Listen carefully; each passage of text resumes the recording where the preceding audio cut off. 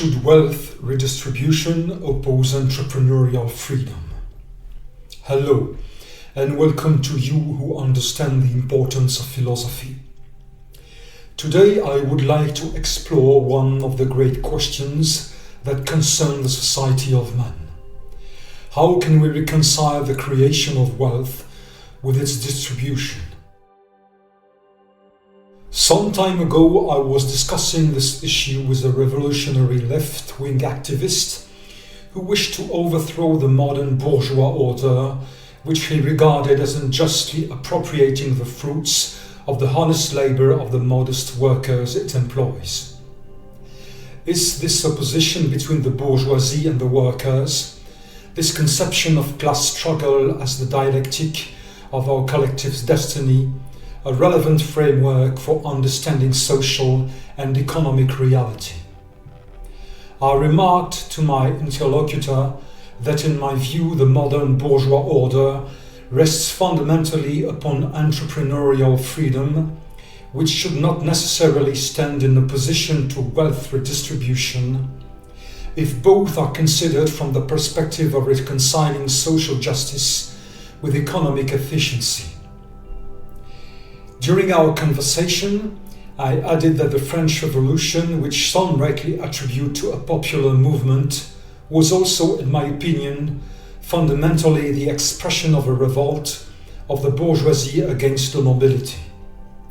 Were the workers, the serfs of former times, the dupes, or even the useful idiots of that revolution, which ultimately emerged as a historical moment that seemed to call for it in one form or another? This historical question invites us to examine how similar dynamics opposing employers and workers continue to shape the relationship between entrepreneurial freedom and wealth redistribution today. The nature of wealth is to embody value, yet wealth cannot be reduced to money alone. More fundamentally, it refers to the goods, services and capacities that allow human beings to satisfy their needs, develop their faculties, and participate in the life of society. Money is only an imperfect measure of this worth.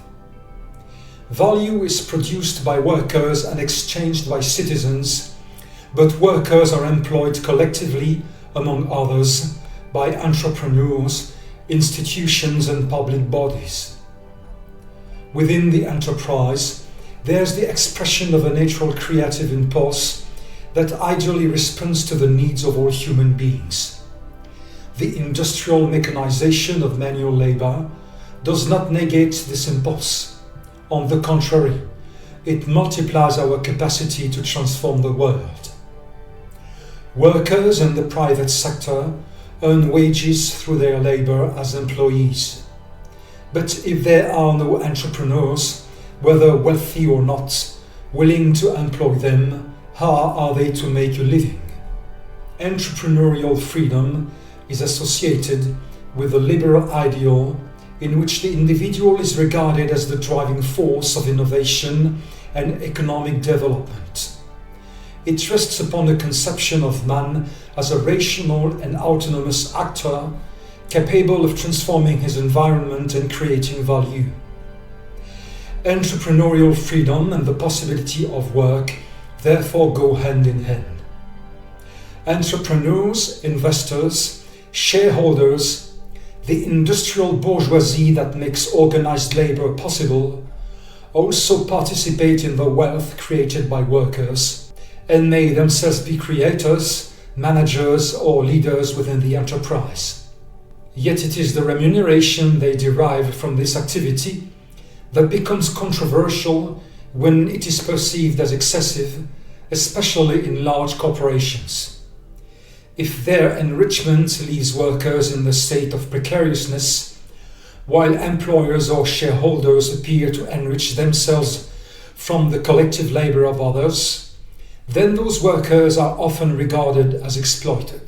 By what right indeed do those who own the means of production, that is, the means by which nature is transformed to meet the needs of society, appropriate the wealth produced by their employees. Because they own those means, they might answer. After all, they provide their employees with the opportunity, if not to become wealthy, at least to support themselves through jobs that would simply not exist had they not created or enabled them. Yes, but if the success of an enterprise allows jobs to be created, we must also recognize that such success does not result solely from individual effort. It is also aided by fortune, whether through inherited advantages, fortunate circumstances that made entrepreneurship possible, or through talents and abilities that enabled the project to succeed. Moreover, it is the state that makes such success possible. On the one hand, it guarantees the economic order within which production and commerce take place. On the other, it creates an environment in which enterprise can flourish. Do those who succeed in business therefore not have a duty to return part of what they have received? This is why advocates of greater wealth redistribution insist upon the necessity of social equity, whereby every member of society should have access to the means required to satisfy fundamental needs and participate fully in civic life, freed from the constraints of economic insecurity and granted access to the opportunities made possible by financial stability. From this perspective, wealth redistribution may appear as the collective, even political, exercise of a certain form of justice, compensating through generosity born of abundance for the social and economic inequalities produced by nature and culture. Provided, others would answer, that it does not become an excuse for the disadvantaged worker to refuse participation in the common effort required for the preservation and expansion of life and society. But if, in the name of a just and desirable redistribution of wealth, we push the collective ownership of the means of production to its extreme, perhaps even nationalizing them, what would remain of the creative impulse that lies at the heart of free enterprise and serves as the engine of technological and industrial innovation? For those who create do so ideally for two reasons. First, out of a noble desire to make a meaningful contribution that improves the condition of the society of men and allows them to express their individuality. And second, out of the legitimate hope of prospering through honest work whose rewards reflect the value they bring into the world.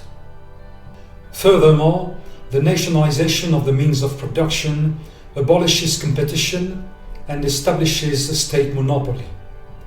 While monopolies may be desirable in certain sectors, does not the competition associated with free enterprise possess virtues of its own? Perhaps an economic system should ultimately be evaluated according to the extent to which it contributes to being and to the fullness of human existence. In this sense, the question is no longer whether wealth redistribution should oppose entrepreneurial freedom, but rather how every economic action contributes to the realization of the human being in his entirety and to the building of a just civilization. For wealth is not intended solely for individual consumption. It also contributes to the maintenance of institutions, infrastructures, and common works that make collective life possible and allow successive generations to inhabit the human world. In the search for a harmonious balance between economic and social objectives, every individual is in principle both a creator and a beneficiary of the broader economic system. But if we abolish entrepreneurial freedom in the name of wealth redistribution, there may ultimately be no wealth left to redistribute. If you enjoyed this video, why not subscribe for more content like this? and leave a positive rating to support my work. See you soon.